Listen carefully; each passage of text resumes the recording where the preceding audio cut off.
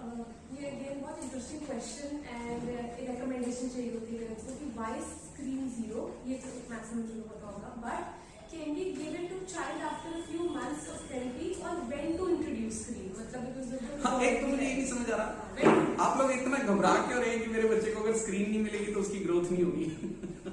बहुत सारे पेरेंट्स, तो ये फिर सीखेगा कैसे? ये तो सारा सीखता ही इसी से है, इसने एबीसी भी इसी से सीखी, इसने कलर भी इसी से सीखे। मैं बहुत बार बता चुका हूं कि सीखे इसने, इसका मतलब वो बच्चे की कैपेसिटी है, स्क्रीन नहीं सिखा रही, बच्चे की कैपेसिटी है जो वो सीख रहा है। तो अगर आप अपने एफर्ट से सिखाएंगे तो भी सीख जाएगा। It's about cost and benefit ratio, मतलब एक चीज को सीखने के बाद उसका मुझे नुकसान क्या हुआ है वो समझना जरूरी है। स्क्रीन एक तरीके से वन वे कम्युनिकेशन है, उससे बच्चा चीजें सीख तो रहा है, लेकिन वो साथ में ये भी सीख रहा है कि it's okay not to communicate, क्योंकि screen is one way communication. सब कुछ वहीं पे, सवाल भी वहीं पे है, जवाब भी वहीं पे है, बच्चे से तो कुछ पूछा ही नहीं जा रहा उसमें। जो मैं बहुत बार बता चुका हूं कि कोई एक चीज मैं हाथ में पकड़ता हूं, स्क्रीन पर ही आ रहा है, hey which colour is this, this is red. बच्चा बहुत जल्दी रेड कलर सीख रहा है, लेकिन जो ब्रेन में एक साइनेप्स यहां बनता है, कनेक्शन, कि जब मैं सवाल पूछ के एक पॉज लेता हूं, वो पॉज कहां है?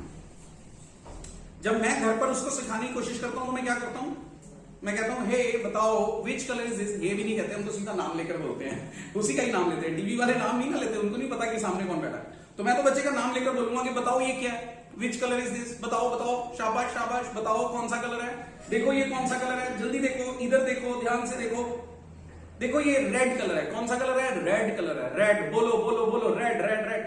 10 बार, 20 बार, 25 बार, 50 बार, 500 बार मैं उससे बोलता हूं, सीख जाता है बच्चा रेड कलर। शायद टीवी से 5 बार में सीख जाएगा, मेरे इस तरीके के एफर्ट करने से शायद 500 बार सीखेगा, 500 बार में सीखेगा। लेकिन एक बहुत बड़ा फायदा मिलेगा उसमें, उसने सीखा कि सवाल भी वही, जवाब भी वही, it's okay not to answer. और जब मैं यहां पूछ रहा हूं कि विच कलर इज दिस, और जब पॉज ले रहा हूं तो यहां पॉज बन रहा है, जो उसके ब्रेन में एक सर्किट में एक मैसेज दे रहा है कि I am suppose to ask, I am suppose to tell something. तो वो जो कम्युनिकेशन की जो एक अंदर वायरिंग होनी है वो होनी शुरू होती है। सो टू वे कम्युनिकेशन चाहिए, जस्ट वन वे कम्युनिकेशन से काम नहीं चलेगा।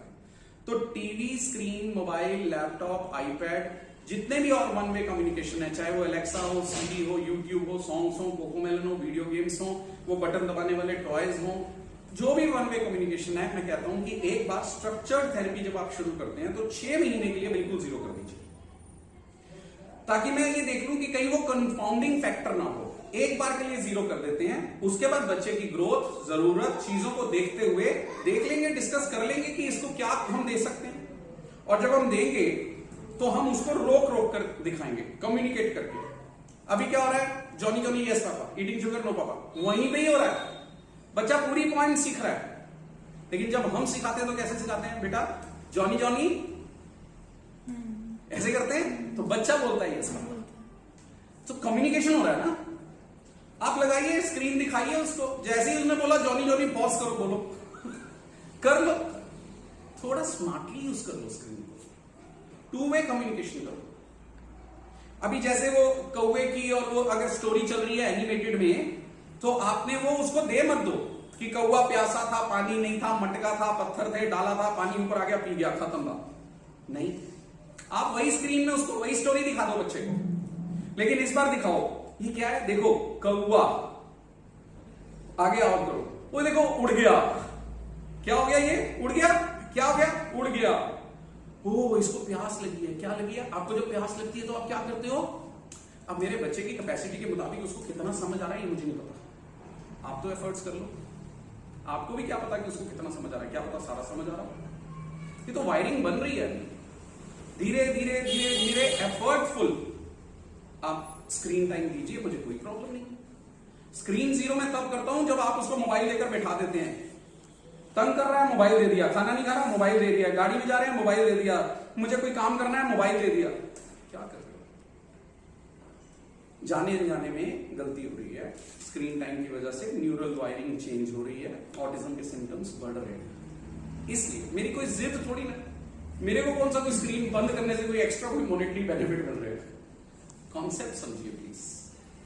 तो इसलिए make screen time 0 at least for first 6 months, जब हम एक स्ट्रक्चर्ड थेरेपी शुरू करते हैं।